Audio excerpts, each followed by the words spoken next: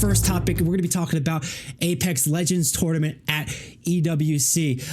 And conveniently enough, Team Falcons is one of the teams competing this past weekend at Apex Legends. We also had Crazy Raccoon, Twisted Minds. There was a ton of teams, a ton that you're familiar with, a few others that you're less familiar with, but that's not a problem.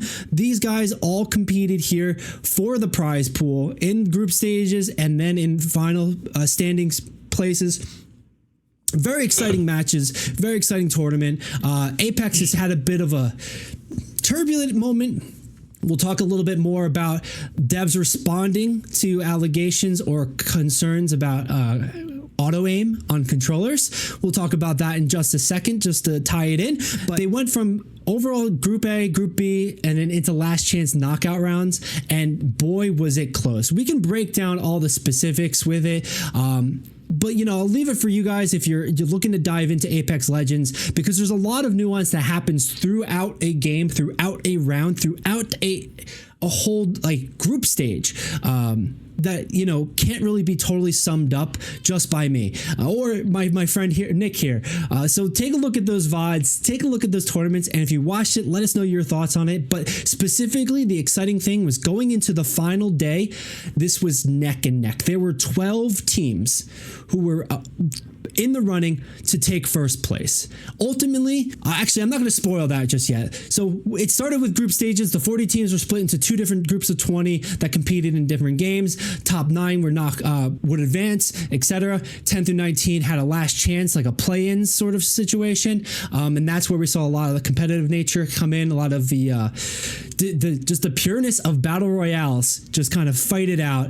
And then, but going into the finals on the last day, the last remaining 20 teams, like I said, 12 of them were in position to hit the final point mark. 60 points. The first team to hit 60 points would secure first place and win the tournament. And 12 separate teams were in that running. And as you can kind of see, Alliance was able to pick out the win, push forward, and come away with $600,000 first place prize. Team Falcons then represented there in second place, which, you know, surprise, surprise, we're already talking about, and Luminosity in third place here. Nick, I've already spoken a lot. Have you seen a little bit of this? I know you were on vacation. I was on vacation. Did you get to jump in, chime in, or is your attention focused on the overall Olympics and not just the esport Olympics? No, I mean, I watched a little bit of it. Like over the last week, you're 100% right. My family kept me glued into the Olympics. Like that's all I've been doing for like the last week. So I watched highlights for the most part. And you know, it looked great, man. Like it looked like a lot of fun overall, and a lot of like really, really cool stuff just to watch in general. I was really excited over the highlights. Right. I did much of the same, watching really a lot of highlights, but that kind of keyed in a little bit more from Saturday into Sunday for the grand finals day, for the finals day. Because like I said, there was 12 separate teams that were within contention there for the final day. Let me see if I can pull up the specific point value for that finals point distribution. There we go.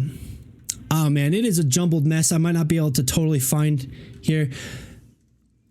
But overall, Alliance coming away with 112 points finale. Team Falcons taking second place after it was Alliance who secured the 60 points first to make first place there. But you can see a lot of these point totals are fairly high and hit over that value. Just the overall stress of playing this in a battle royale, man. Like with all the points and stuff, that would just like stress me out. It's like you made the cut out of the top 9, and then you're just stressing out the whole entire time with like each game and each point. But having like 12 people, man, like having 12 teams really like fight it out neck and neck for it is honestly like unheard of, right? Like we usually don't see such an even distribution of, I don't want to say skill or anything like that, but like just the overall play, right?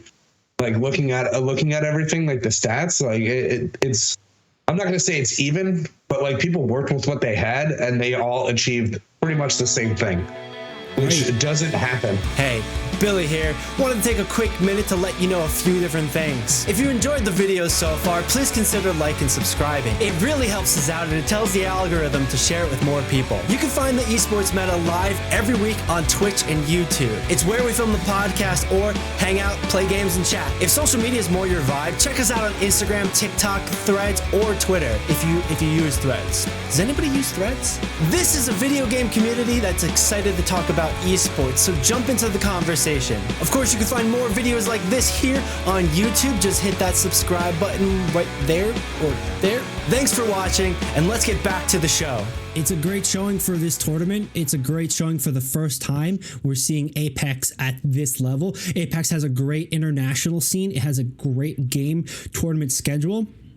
But the Esports World Cup we know is different, and everyone's been looking at it this year to see how it's going to change esports on an individual game level, as well as an organization level, as well as a whole competitive level. The tournament system might be the first time we see those changes be implemented in other games. We're seeing the pick ban in Overwatch might be implemented in other tournaments, but exactly. For this to have that level of closeness in the competition was amazing. Going to the last chance, which is like the knockouts, you taking the last teams here, fighting for their lives essentially, to then transition into the finals day, where Guild Esports had a shot at winning this.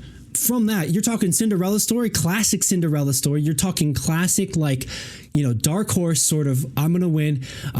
They had a shot at this, and it was close, and they were putting up the points, as you can see across their line here.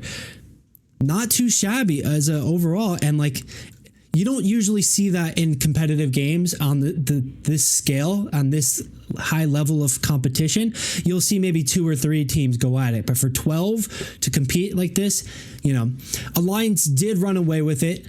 Team Falcons did also run away with it. That point total towards match 6, 28 points in a single match is incredible, dude. They smelled blood. They wanted it, but they had to make up for this 1 and this 3, of course. And like, I'm just talking numbers, and that's why I can't convey the true impact of all this. Check the VODs. It was very exciting to see, but like, that is what it comes down to at the end of the day. These guys fought their damnedest and did a damn good job. So I would definitely encourage some people to watch the next esport for Apex, as well, as some of these other games that are happening while this EWC is occurring. The devs are definitely taking notes of this tournament. Like, they probably went straight to Reddit and were just like, game is healthy, don't need patch, shut up. Like 12 teams fought for first place, game healthy, we're good. We're out. But like, the spreadsheet there that you're looking at it just at a glance, man, like, that's just battle royale, right? Like, sometimes you come down, you just get nothing. Like, that's the gripe of battle royale, and they like it. That's cool. That ain't for me, where you drop down and you're just like, damn, I guess I'll just put my controller down for the next 20. Unlucky, go again. And like, that's something we've said, that's what makes the greats great in a battle royale. They can minimize or damage control those bad drops, those unlucky situations. But it happens to the best of us, of course.